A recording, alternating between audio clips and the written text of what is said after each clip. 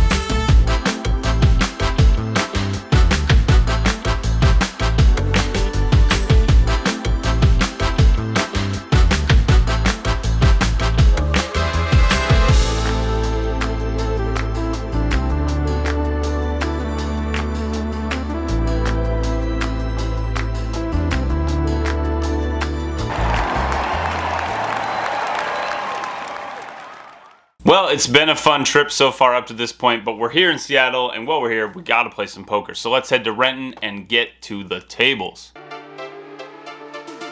Big thanks and a shout out to Patreon supporter Dave and Max. You've been chosen for this episode. If I win, you win. Let's get it.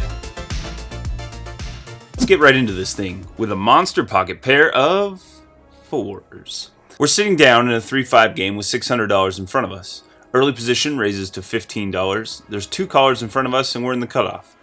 I call with some great odds and a hope and a dream. Small blind calls and we see a flop of Queen of Hearts, 7 of Hearts, 2 of Spades, 5 ways. It checks through. The turn is the Queen of Clubs. It checks to middle position who bets $20. Folds to me and I'm not buying what he's selling here.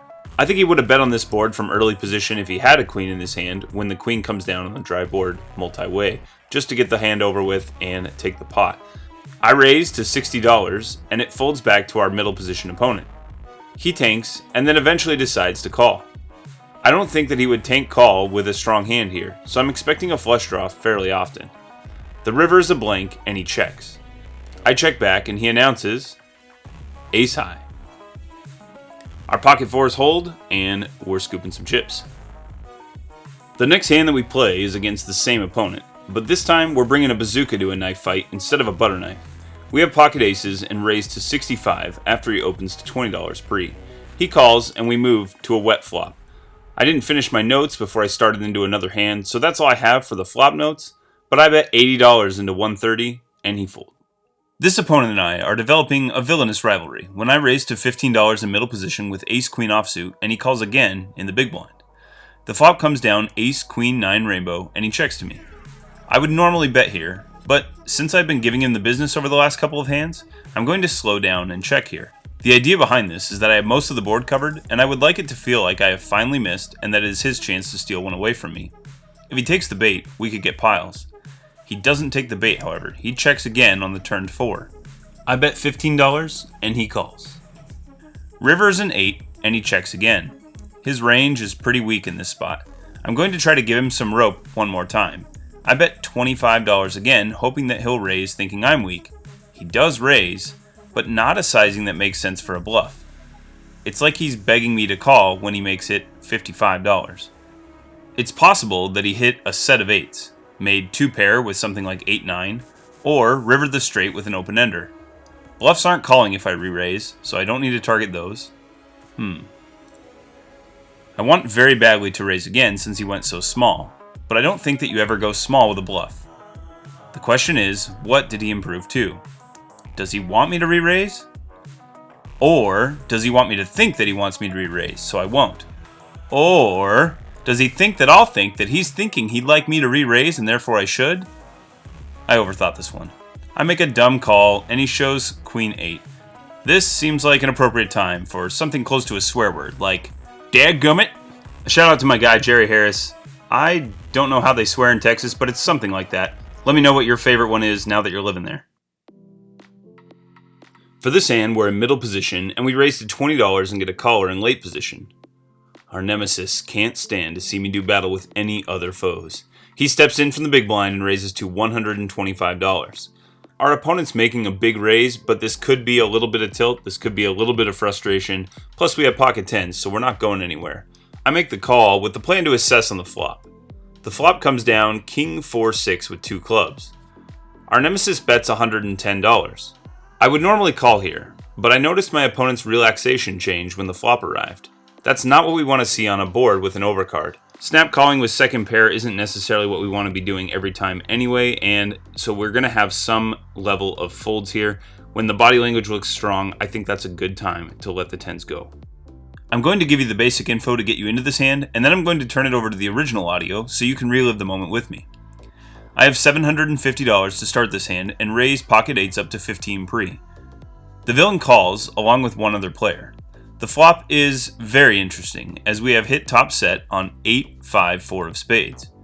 I bet 1/3 pot when it checks to me for $15 and only the villain calls. The turn is the jack of clubs. I think that I can continue to get value when he checks to me from something like a big spade, but I want to keep the pot under control. I bet small again for $25 and he calls. At this point, he shouldn't have a strong hand very often since he chose not to raise the turn.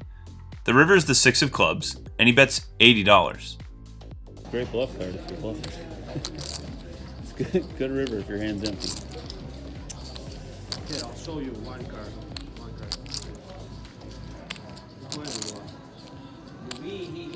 That's what I would expect you to bluff with. Why do you show me these?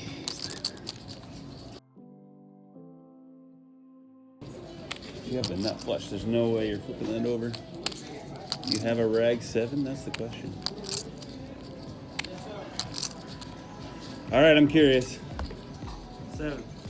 Oh, you do have the rag 7. After losing this hand, we lose a decent amount by raising pre-flop and missing several times. Then we come to this hand. We have jack of hearts, 10 of hearts in the hijack, and we raise to $15. We get 3 callers and see a flop of 10 of clubs, ace of clubs, queen of hearts. After the blinds check, I check as well. The cutoff bets $30 and the blinds fold. I have a pair, backdoor hearts, a gut shot, and no blockers for the club draw. We're going to see at least one more card. That card is the 10 of spades.